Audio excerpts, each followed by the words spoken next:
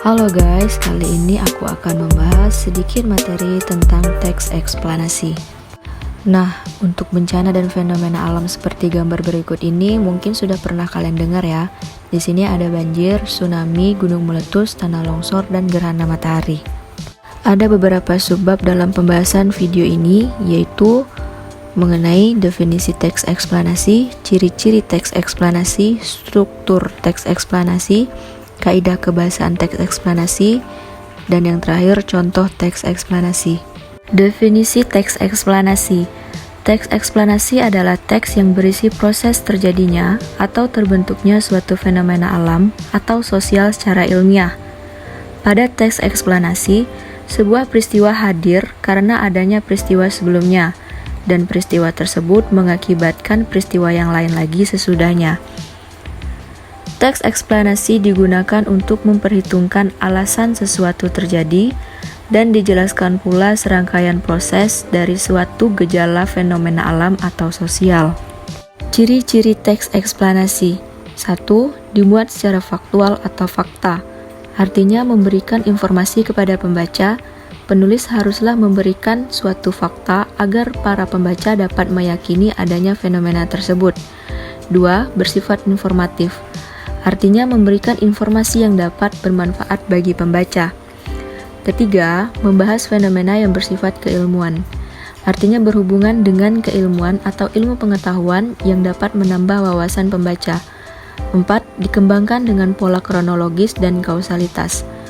Pola kronologis adalah suatu peristiwa yang berhubungan dengan waktu, sedangkan pola kausalitas adalah menjelaskan sebab dan akibat terjadinya suatu peristiwa.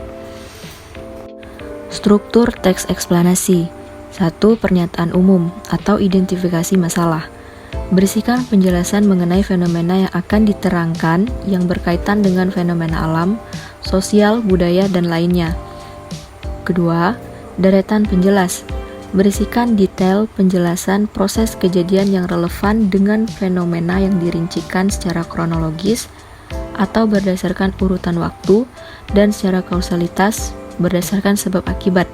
Kemudian yang terakhir penutup atau interpretasi, bagian yang berisikan komentar atau penilaian tentang konsekuensi kejadian yang dipaparkan sebelumnya. Kaidah kebahasaan teks eksplanasi. Di dalam teks eksplanasi biasanya mengandung ciri kaidah kebahasaan. 1. Fokus pada hal umum atau generik, bukan partisipan manusia. Contoh, tsunami, banjir, gempa bumi, hujan, dan udara. 2. Dimungkinkan menggunakan istilah ilmiah. 3. Lebih banyak menggunakan verba material dan verba relasional atau kata kerja aktif.